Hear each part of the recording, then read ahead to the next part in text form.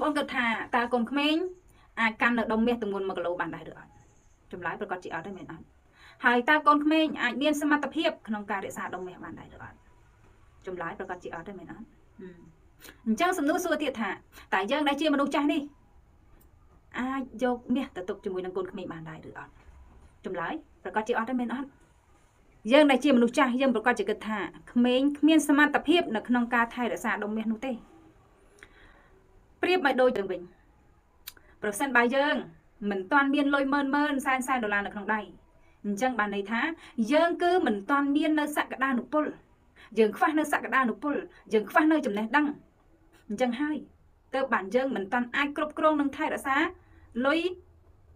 ម៉ឺនសែនដុល្លារបានសួស្តីបងប្អូនទាំងអស់គ្នាថ្ងៃនេះចង់មកនិទានរឿងដល់បងប្អូនទាំងអស់គ្នាគ្រាន់ចែកជាគតិចែកជាគំនិតនិងផ្លាស់ប្ដូរគំនិតយោបល់រវាងគ្នានឹងគ្នាណាបងប្អូនរឿងគឺកូនក្មេងហើយនឹងដុំមាសបងប្អូនគិតថាតើកូនក្មេងអាចកាន់នៅដុំមាសទម្ងន់1គីឡូបានដែរឬអត់ចម្លើយប្រកាសជាអត់ទេមែនអត់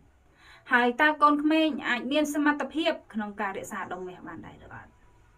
ចម្លើយប្រកាសជាអត់ទេមែនអត់អញ្ចឹងសំណួរសួរទៀតថាតើយើងដែលជាមនុស្សចាស់នេះអាចយកមាសទៅទុកជាមួយនឹងកូនក្មេងបានដែរឬអត់ចម្លើយប្រកាសជាអត់ទេមែនអត់យើងដែលជាមនុស្សចាស់យើងប្រកាសជាគិតថាក្មេងគ្មានសមត្ថភាពនៅក្នុងការថែរក្សាដុំមាសនោះទេប្រៀបមកដូចទៅវិញប្រសិនបើយើងមិនទាន់មានលុយម៉ឺនសែនដុល្លារនៅក្នុងដៃអញ្ចឹងបានន័យថាយើងគឺមិនទាន់មាននៅសក្តានុពលយើងខ្វះនៅសក្តានុពលយើងខ្វះនៅចំណេះដឹងអញ្ចឹងហើយទើបបានយើងមិនទាន់អាចគ្រប់គ្រងនឹងថែរក្សាលុយម៉ឺនសែនដុល្លារបានដូច្នេះតែយើងត្រូវធ្វើយ៉ាងម៉េចដើម្បីឲ្យយើងមានសមត្ថភាពក្នុងការគ្រប់គ្រងនៅអ្វីដែលយើងចង់បានគឺយើងត្រូវតែបង្កើនសក្តានុពលរបស់យើងពង្រឹងនៅសមត្ថភាពរបស់យើងពង្រឹងនៅចំណេះដឹងរបស់យើងបើយើងដឹងថាយើងខ្វះខាតនៅត្រង់ចំណុចណាយើងទាញខ្លួនយើងឲ្យទៅខាងនឹងយើងរៀនហើយយកសម័យកាលនេះចំណេះដឹងគឺទូលំទូលាយបងប្អូនឲ្យតែមានលុយបញ្ចូលការទូរស័ព្ទចំណេះដឹងគឺនៅតែលើទូរស័ព្ទនោះដូច្នេះបើយើងដឹងតែខ្លួនយើងខ្វះខាតត្រង់ចំណុចណាយើងអភិវឌ្ឍខ្លួនយើងត្រង់ចំណុចហ្នឹងទៅយើងពង្រីកសក្តានុពលរបស់យើងពង្រឹងសមត្ថភាពរបស់យើងនោះលុយម៉ឺនលុយសែនប្រកាសជាយើងមានសមត្ថភាពក្នុងការគ្រប់គ្រងវាយើងរកបានវាហើយយើងក៏អាចថែរក្សាវាបានយើងក៏អាចកាន់បានដូច្នេះទេវតាមេឃដីប្រកាសជាអនុញ្ញាតក្នុងការឲ្យយើងគ្រប់គ្រងនិងថែរក្សាលុយម៉ឺនសែនដុំមាស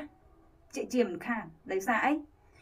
ដោយសារយើងមានសមត្ថភាពក្នុងការកាន់នៅក្នុងការថែរក្សាទៀតមិនមែនគ្រាន់តែកាន់តែយើងខ្វះសមត្ថភាពក្នុងការថែរក្សាក៏មេឃដីយកទៅវិញដែរដូច្នេះហើយយើងត្រូវតែពង្រឹងសមត្ថភាពរបស់ខ្លួនយើងទាំងកាន់ដុំមាសទាំងថែរក្សាដុំមាសទើបមេឃដីទេវតាមានទំនុកចិត្តក្នុងការឲ្យយើងក្នុងការផ្ដល់ដុំមាសឲ្យយើងដូច្នេះចូលពង្រឹងសមត្ថភាពពង្រីកសក្តានុពលបន្ថែមនៅចំណេះដឹងដែលយើងខ្វះខាតចែករំលែកចំណេះដឹងដោយក្តីស្រឡាញ់សម្រាប់ខ្ញុំក៏អភិវឌ្ឍខ្លួនឯងបណ្ដាដែរអរគុណបងប្អូនទាំងអស់គ្នាបើពេញចិត្តវីដេអូរបស់ខ្ញុំកុំភ្លេចជួយ like ជួយ comment share វីដេអូរបស់ខ្ញុំម្នាក់មួយផងហើយកុំភ្លេចជួយ subscribe channel YouTube ដល់ខ្ញុំផងណាបងប្អូនណាអរគុណច្រើន